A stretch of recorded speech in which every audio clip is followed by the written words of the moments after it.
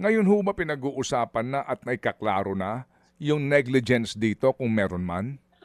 Yes, to me, sir, responsible personnel should be made accountable.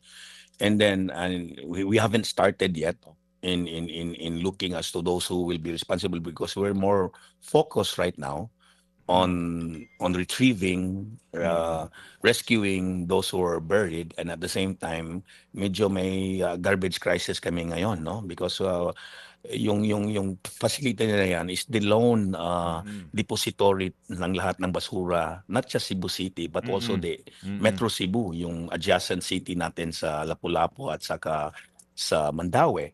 But then right now, sir, of course, first and foremost is Prime Waste, because they have also their own safety occupational officer, and they should have.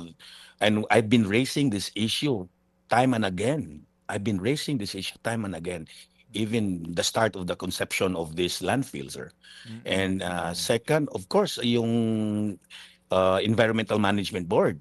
Not their role is not just in giving the ECC for them to operate, but they have to monitor on the operation of this facility.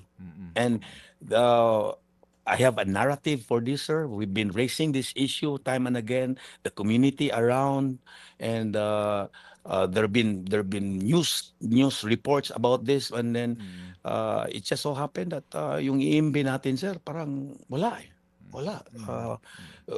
Even from the start, sir, when I raised the issue on this particular facility, because I was the one responsible for closing the landfill in 2016, yung sa Inayawan, sir, all the way up to the Supreme Court. I filed a writ of kalikasan, and then, we're looking for a sustainable technology to address our 600 tons daily, only to find out that we close a landfill and open another landfill. Mga kapatid, brothers and sisters, saan ka pa? Dito na tayo sa totoo. Dito na tayo sa True FM. Mga kapatid, mag-subscribe and follow po kayo sa social media accounts ng True Network PH. Yan po kami, hanapin nyo lang True Network PH, Facebook, Instagram, YouTube, TikTok, and podcast. Mapa Apple or Spotify man yan, mahahanap nyo kami. Lahat ng mga napapanood at napapakinggan nyo po sa programa, nasa social media accounts namin yan. So, paano mga kapatid? See you sa social media!